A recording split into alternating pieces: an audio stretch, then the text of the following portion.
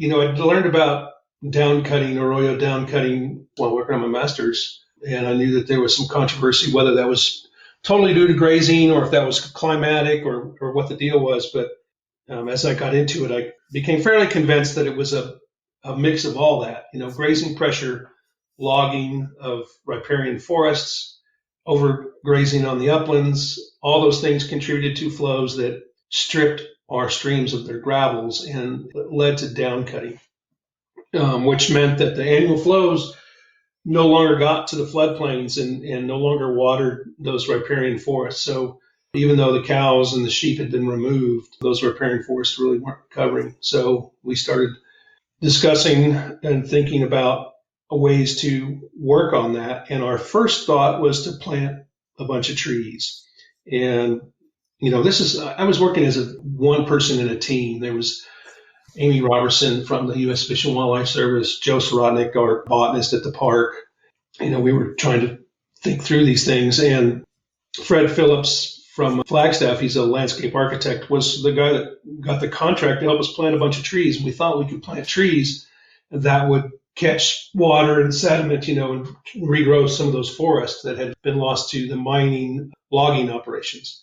And he reached out to someone at MIT, and they had modeled floodplain vegetation. And we got on this idea of planting trees in diamond shapes because that's how vegetation arranges itself on floodplains. They're not, sometimes they're linear, but they're often in these diamond shaped patches. So we planted thousands of trees at Terlingua, Abajo, which is at the bottom of Terlingua Creek in the western portion of the park. It's a large watershed. It's a Huck 8 watershed. And we were attempting this at the bottom of that, which, we probably should have known how difficult it was going to be because for several years our trees grew wonderfully and the stream would come up during monsoonal flows. The stream would come up and wash through those diamond patterns that we had planted and slow the flow and catch sediment, and it was looking really good. But then, the mother of all storms came and scoured most of that out.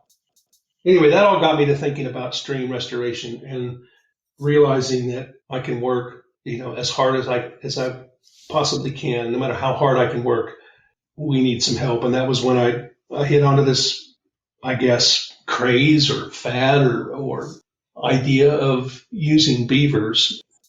However, our streams aren't wet enough to bring beavers in. They do live at Terlingua, Abajo, where we planted all those trees. And they do have a beaver dam there that comes and goes with the annual flooding cycles. But for most of our streams in West Texas, they're not wet enough. A beaver needs a pool deep enough to hide from the coyotes and bobcats and whatever else might prey on it. So that was when we hit upon the beaver dam analog concept, which has been, it's an old idea, but it's been sort of popularized by folks like Joe Wheaton at Utah State University and others. So that's been our latest tactic to try to put these brush weirs in the streams to slow the flows, catch the sediment, and reconnect flows to floodplains and hopefully recharge these riparian aquifers where we'll have pools deep enough to bring in some beavers. Right now we're trying to do the work. We're trying to mimic the work of the beaver, and I don't think we're ready to bring beavers in yet.